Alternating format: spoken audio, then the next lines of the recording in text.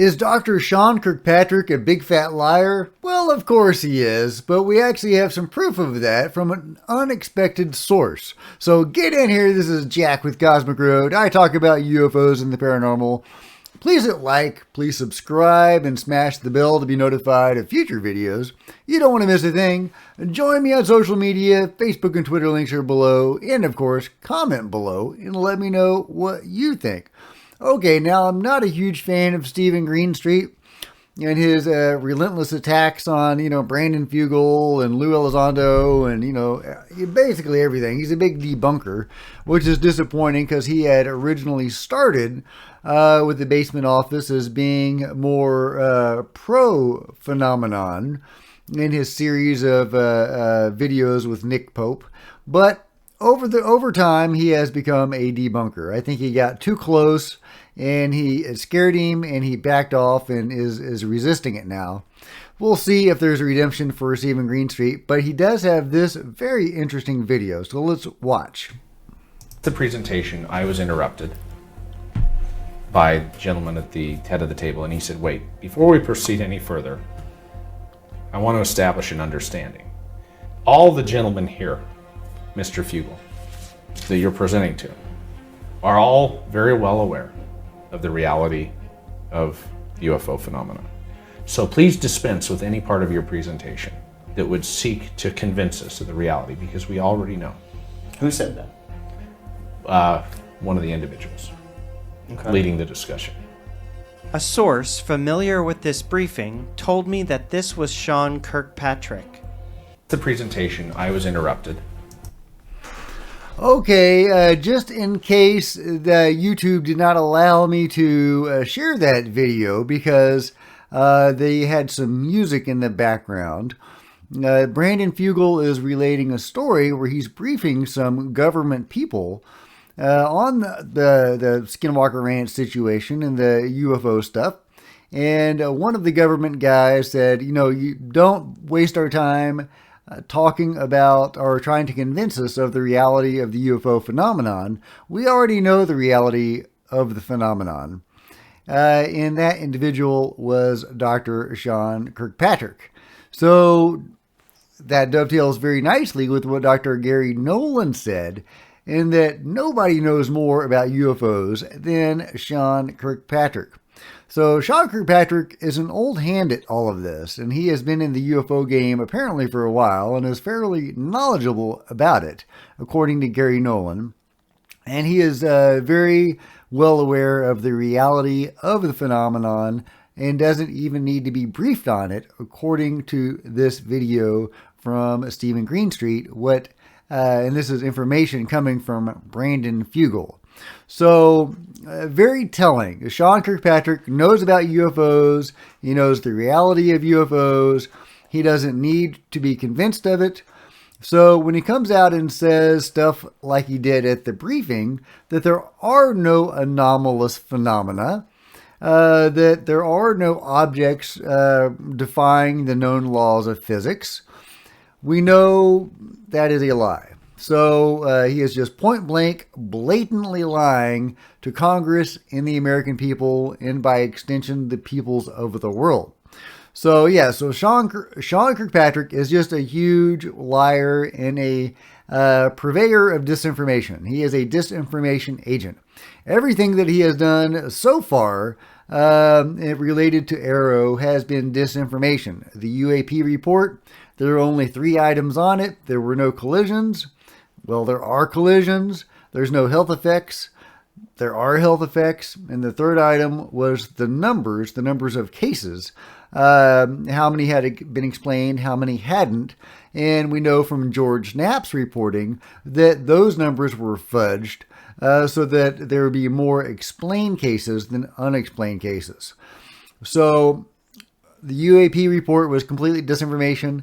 Then he had his scientific paper that he co-wrote with Avi Loeb, which seemed to downplay the UFO issue and to say that maybe possibly a mothership had released some drones and that everything could be attributed to that. But since he is as knowledgeable as anybody in this field, apparently, according to Gary Nolan, Sean Kirkpatrick can't honestly think that all the phenomena can be attributed to simply a few drones or even a good number of drones from a mothership that has since moved on, potentially. So, yeah, so he is a big fat liar. And what else has he done? Well, the hearing, of course, which was just we can't trust anything he says, even the numbers that he gives us. Now, there is one good thing that came out of the hearing, and that was this video. And I'm going to play it without sound so YouTube doesn't give me any flack because there is some music. But there you go. There you go. Okay, there was an orb, and this is very similar to the Mosul orb released by Jeremy Corbell. He released just a still. Some people are saying that this is the full video of that. It's not, but this is a similar object.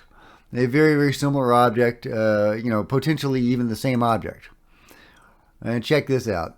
Look at that. Look at that classic metallic orb. I say classic, but I've really only seen a few really compelling metallic orb videos. But that is definitely one of them. Check that out.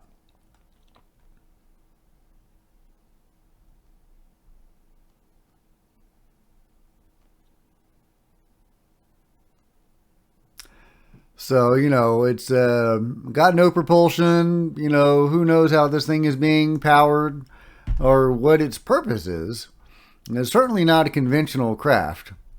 And, but, let's listen to what Philip J. Corso might have said in response to this hearing that we had. Actually, one last thing. If you only had a moment to speak in open congressional hearings to discuss what happened 50 years ago, what would you say? I say it happened, and I'd add on to that. Give us information to the young people of the world in this country. They want to hear it. They want it. Give it to them. Don't hide it and tell lies and make stories. They're not stupid. They're not young men that'll panic. In fact, my own nephew is a research director of J Corso. He tells me, he says, Uncle Phil, why don't they tell us the truth? We're not going to panic and pull our hair out.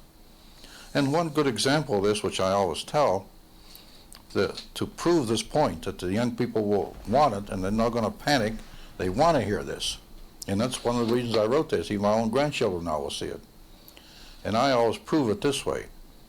I commanded a battalion of 1,500 men, combat battalion. Average age of my soldiers was 19 and a half years old. I told my exec one day, my God, Maine, we're sending babies into battle. And these kids, they fought the greatest armies in the world. They didn't run, they didn't panic. They stood there and fought. And why do you think they'll panic? They wanted this information. They deserve it. It's their information. It doesn't belong to the Army or the Department of Defense. It's theirs. If it's classified, take the classification off and give it to them. Who's covering it up now? I mean, is there any one organization? Look, I always say this. Now, here's what I say. The government is so big and so vast that if you leave it alone, it'll cover itself up. Okay, well, there you go. Colonel Philip J. Corso, legendary figure in ufology. His face will be carved on the Mount Rushmore of ufology, a central pillar in ufology, the guy that authored The Day After Roswell. He says the information does not belong to the government. It belongs to the people, and they deserve to have it, and they won't run when faced with the reality that they are brave and they can handle it. So listen up, Sean Kirkpatrick and other people that think like he does. We deserve to know the truth. We can handle it, and we deserve it. It is not your information to dispense with.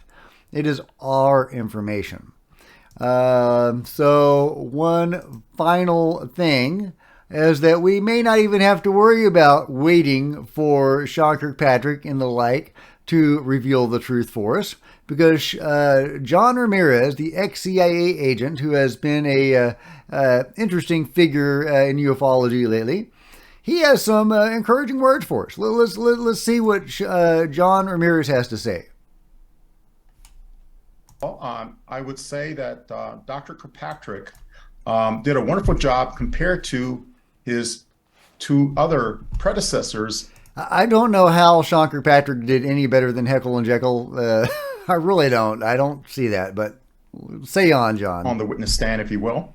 And that would be Mr. Moultrie, who is his boss, the Undersecretary of Defense for Intelligence and Security, and with Mr. Bray, who was in charge of the UAP task force, and then is now the Deputy Director of the Office of Naval Intelligence. I believe that is his position. So I think he did a wonderful job. But again, I would like to emphasize that disclosure will not come at a congressional hearing or in front of a podium with an official standing behind it. That's not what disclosure is going to be. It's going to be a bigger event, and it will happen. My friend Steve Bassett, I'm sure a lot of folks know Steve, a wonderful guy. He has, oh yes, wonderful. Now he's now saying something very accurate. He's saying disclosure will happen in months, not years. Months, not years. And I fully endorse that statement that it will happen in that way, and it will happen in a dramatic way, and not just a hearing. So I'll just leave it at that because it's premature to talk about. And I'll just say, stay tuned. Okay. Wow. Okay, what a tease, John. Okay. Disclosure is going to happen within months, and it's going to happen very dramatically, according to ex-CIA agent John Ramirez. What does he mean by this? Who knows? There are stories and rumors floating around that something big is coming. And even on a higher level, you know, we have the lady from the Chris Bledsoe story, and she told him something big was coming in 2024. She didn't say it was going to be disclosure, but she seemed to indicate that something fairly significant was going to happen in 2024. Of course, that's a year, that's not months.